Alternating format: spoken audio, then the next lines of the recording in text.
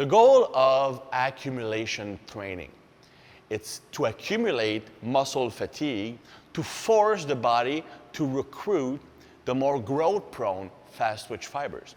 Now, you can also use different strategies to get there.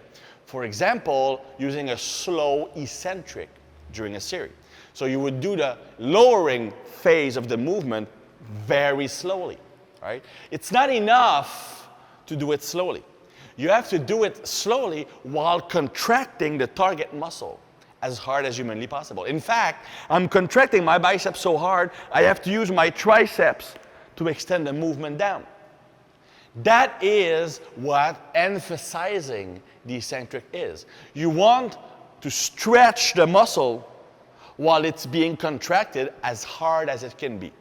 That is what will lead to the greatest impact, because that way, by contracting as hard as I can, every single inch of the range of motion gets maximum muscle tension, forcing the body to recruit maximum fiber. And I also create a bit more fatigue because the muscle fibers are contracting for longer. So I will bring those fast-twitch fibers into play sooner. Now, there are also some added benefits to the slow eccentric. The first one is, well, we all know this, well, not all of us know this, but we've been taught this for a long time, that the eccentric of an exercise is where you build the most muscle. Studies have compared eccentric only with concentric only actions, and eccentric only wins all the time. Because it triggers more growth. The reason it does so, at first we thought it was because it created more muscle damage. It might be true in some cases, but the real reason is that while any type of lifting activates mTOR, mTOR is basically the trigger, the light switch that bright up the light. The light is protein synthesis. When I switch my light switch, the room becomes bright. When I switch on mTOR, protein synthesis, muscle building starts. So if I can turn on mTOR as much as I can during training, I get a better muscle growth response. That's the purpose of training, activating mTOR to trigger protein synthesis. It's not just about doing work, it's about triggering that from happening. Now, the two types of actions that lead to the greatest amount of mTOR activation are accentuating the eccentric and loaded stretching. So by accentuating the eccentric, the reason why I'm triggering more growth is that I'm turning on mTOR to a greater degree. That's the first benefit, getting a better growth stimulation from the exercise. The second benefit is that during an eccentric action, while we're stronger lowering weight than lifting weight. Depending on the person, it's between 10 to 50%. We're stronger eccentrically. So people assume, well, that must be because I'm recruiting more muscle fibers. In reality, not really. It's the opposite. During the eccentric, you're actually recruiting less muscle fibers, but you're preferentially recruiting the fast-twitch fibers. So basically, by emphasizing the eccentric, I'm learning to recruit those fast-twitch fibers and putting them into action sooner. They also receive more stimulation because I'm exaggerating that movement.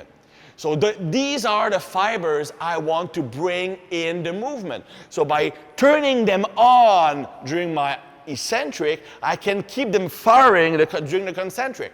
So I'm learning to use them more efficiently during my movement. So I can actually recruit those fast-twitch fibers sooner in a set. So they will fatigue sooner. That's why you're getting less reps when you're emphasizing the eccentric. It's because they are brought into play sooner. If they're brought into play sooner, they fatigue faster, so you get less reps. Getting less reps is not a bad thing. It means you are more efficient at recruiting the fast-twitch fibers, which is actually a plus. Remember, the goal is not doing an amount of work, right?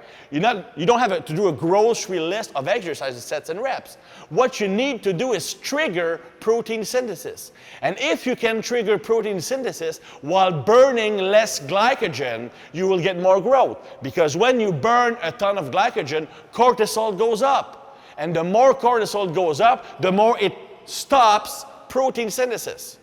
which is not what you want. So if I can fatigue my fast twitch fibers in less reps, I'm doing a better job at promoting growth because I will have a lesser cortisol response. Remember this, excessive volume, excessive energy use is the #1 enemy of natural progress. So by emphasizing the eccentric, you can actually trigger growth with less impact on cortisol. It also helps with injuries, tendonitis, for example. It's been shown that eccentric emphasis actually helps with tendonitis. So it could be a method that will be efficient at preventing it, if not reversing it. Also, one last thing is that it's been known for a while that the greater the difference between your eccentric strength and your concentric strength, the less at risk of an injury you are. So when you emphasize the eccentric, over time, you strengthen that type of contraction more, which will make you less prone to getting injured. Also, having a higher eccentric ceiling gives you a greater room for improvement in concentric strength. It is your reserve of improvement. So as you can see, emphasizing the eccentric is a great way to get more muscle, prevent injuries, and also invest in your future progress.